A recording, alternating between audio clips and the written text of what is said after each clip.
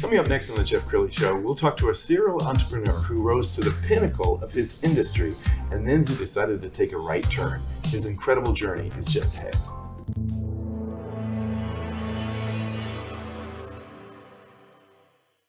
Many are predicting that the worst is yet to come, which is unfortunate, said one person here. Until now, they've enjoyed the reputation of being the nation's icebox. Watched a burglar in his home this morning by webcam. As a journalist of over 25 years, stories are what make my world turn. Reporting live from the Dallas newsroom tonight, Jeff Crilley, Fox 4 News. But in 2008, I took the jump from my familiar life and started a PR firm from my home. We're talking about anyone with a camcorder like the one I'm using becomes a television network. We started slowly growing the company, and we now have over 100 clients, and we've branched into the world of live digital broadcasting. I now own 8 different TV studios and have a huge team, and the stories that I now get to share are sometimes the most important of my life. Life has a funny way of coming around full circle. This is the Jeff Crilley Show. Well, I am so inspired by entrepreneurs. That's why you see so many of them on my show. I'm a little starstruck by the guy sitting next to me because he's achieved more in his young years, 39 years old, than most people will achieve in several lifetimes. Dru Riess, thanks for coming on the show. He's a family man, great father, great husband, serial entrepreneur, and mentor. Thanks for coming on the show. Thanks for having me, Jeff. I appreciate it. I don't know if I'm all those things, but we'll soon find out. I want to start with, there's so many people quitting their job. The Great Resignation is a real thing right now. And so many young people are saying, well, Mark Cuban did it. Zuckerberg did it. I'll just start my own company. How do you know if you're cut out to be an entrepreneur? How do I know if I'm cut out to be an entrepreneur? That's more of a gut thing, an instinct thing. If you're good at taking rejection, or at least blocking out, the negativity of pitching your dream to somebody, your parents, your friends, and them hating on it, or saying something like, well, you'll never be able to do that because of this, this, this. If you're somebody that can have tunnel vision, focus on the prize at hand, and just in your heart of hearts know what you're capable of, I'd say you have a pretty good shot of being an entrepreneur. And you also have to have a magic thing called grit that not everybody has. I want you to watch Dru's story. This printing machine was literally in a barn. The barn was a big steel shed with no air conditioning in it in the middle of Texas. Not a good time. We knew nothing about printing when we stepped foot into that barn. It was like, man, we're going to just do this entrepreneur thing. I've got the street smarts, raised book smart. So any obstacle we come across, one of us can think of a way out of it. And when that obstacle is facing overseas competition in a business you know nothing about, what do? International corporate espionage, of course. Dru went to China and posed as a purchasing manager. All right, brother. Thank you. I've been in several printers' facilities acting as a customer just so I can see what we have to do to be competitive. Not only did they learn about modern printing, they also saw an opening that would be their competitive advantage. We learned quickly. A lot of companies order from overseas, which makes their lead times about 8 to 9 weeks. We're about a 2-week lead time because all of our raw materials, all of our base structures we print on, all of our inks and pigments and such come from America. Blue-collar millionaires. Oh, that was amazing. They're very impressive. And there's a much longer thing that keeps running, doesn't it? Sure. It was a fun experience for sure. My wife wasn't really happy about the filming because it was 9 days after my son was born, and there were NBC producers or CNBC producers inside the house with boomsticks in her face. But we got through it, and it was a really fun experience. Well, one of the cool things that came from that whole journey is a book. It's called Sleight of Hand, An Entrepreneur's Bag of Tricks. Tell us about that. Yeah, I don't usually talk about the book. It was more therapy for me to kind of write down as I went through some of the hard struggles during the bootstrapping days to, just horrible moments of being an entrepreneur, because not everything is glitz and glamour. And nobody seems to want to talk about the frustrations of, I can't even finance a purchase order. I have customers, but how do I get the money to pay for the raw materials to even, convert this into a finished good? So I started just writing down these miraculous things that would happen. Are they godly things when money would just show up, or we'd get lucky as all could be? And I just started I just started journaling all these different moments, and years later it accumulated to a book. And I was like, this has to be told, and not to really anybody anymore. I think I'm glad I wrote it down, more so for my children. So when they read it, they'll read something and they'll know that, that was my dad's voice when he was in his late 20s, early 30s, because obviously as I approach that 40 number in 12 months, because my birthday is actually in 2 days, I'll turn 39. It'd be interesting to see what I would write now in this part of my life, or maybe in the next 10 years, because I know it would sound a lot different than a book that I wrote when I was in my early 30s. Yeah, I think you're early on in the chapter of the book that you're continuing to write. You also are a very popular speaker. We've got some video of you on your TED Talk. Tell us about the TED Talk. Yeah, the TED Talk was a great opportunity as well.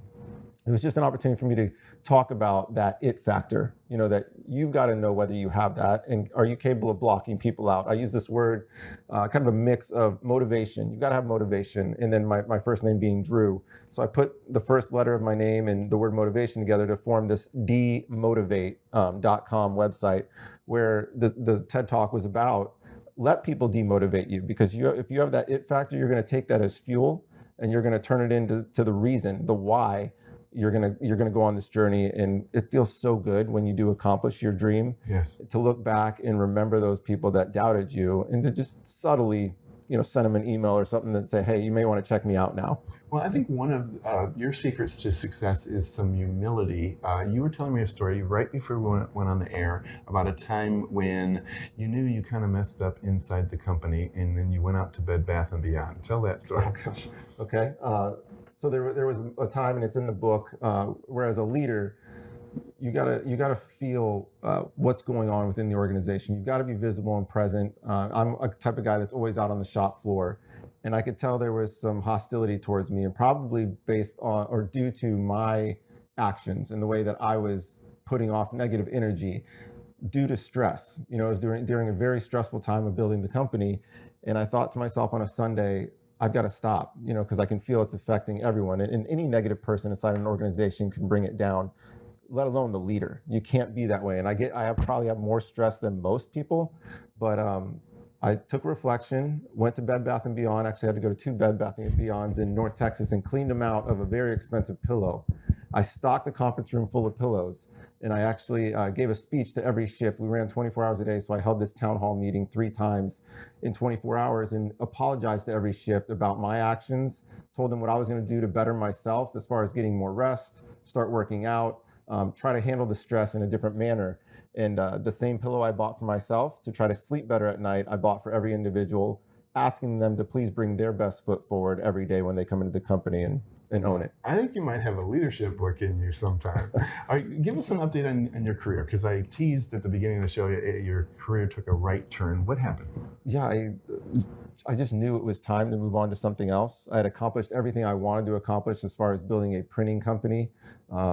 I was nationally known by all competitors. There was actually a celebration, from what I hear, from one of my biggest competitors in California the day they heard that I had resigned. And I resigned pretty abruptly, but it was the right time. And my sister said it best, Dru, whether you do this today, because she's the only one I really counseled other than my wife, and she actually works there, but she said, you're going to let somebody down, whether it's today or whether it's in 2-3 years. So don't worry about other people. Make the decision that's best for you.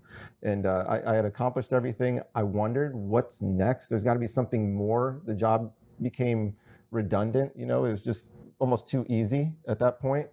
So I made a decision during COVID, June of 2020, to just hang it up. And I said, I'm done with printing. And I said I was done with printing forever, mainly because I had a 5-year non-compete already signed. So that felt like forever. I'm 30 months away from being able to do it again.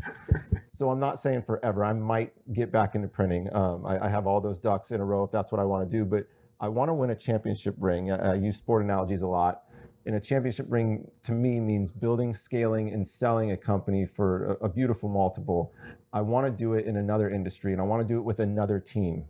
It's just something inside me that I think will fulfill me, to know that I'm not a one-hit wonder, and just, to catch another wave, if you will. Well, another thing you were telling me before we went on camera was it's been great for your marriage. It's been great for you as a dad. Talk about that. Sure. The first time, so in June 2020, I resigned, right? And I've got an itch. Was it the right decision? Was it not? And I spent 7 months at home. But what I did during those 7 months was desperately look for what I was going to go do next for my career. It was bizarre. I didn't decompress. I didn't stop and just enjoy, what do they say, smell the flowers and enjoy time with my wife and my children. I was just so focused on, or maybe scared of what's next. So I took a job, a consulting job, and I did it for 9 months. I knew immediately it wasn't the right fit. It lasted 9 months, and I came to the realization I need to truly take a break this time. And so in September of 2021, I did step back again, and this time focused on my marriage, became the head coach for my kids' sports, and just right now I have the best marriage in the world. Like, we're doing very, very well and in the best place ever. And so I recently just got a phone call to possibly do some consulting that may lead into something else. And my wife looked at me with a smile and said, "You're ready." And we are ready. We can handle whatever's to come because we're strong as a unit right now. Wow, and that's so powerful, because I know so many people, regardless of whether they're an entrepreneur or not, they're grinding so hard, and they'll say, "Well, I'll pay attention to my marriage when we're retired on the beach." But you might not still be married if you ignore your marriage. Yeah, no, I'm guilty of those things. Oh, we'll get to it, next year, or we'll do it in a month, and then it just gets pushed back and pushed back. You've got to understand your partner, your wife, or your spouse's love language as well. And it may not be the same as mine. For me, it's admiration. I like when people, praise me or say, "Hey, this is awesome that we're doing this together." And that's how I get my cup filled. It's not monetary. You can offer me, $100 million, and I'm going to probably say, "No, I'd rather do it this way because, this fills me up more." But everyone has a different language, and just be in tune with what that is for your significant other. Okay, we're almost out of time. So final thoughts. What would you like to leave people with? Final thoughts. If you are an entrepreneur, you're going to go into something like, dive into something like this.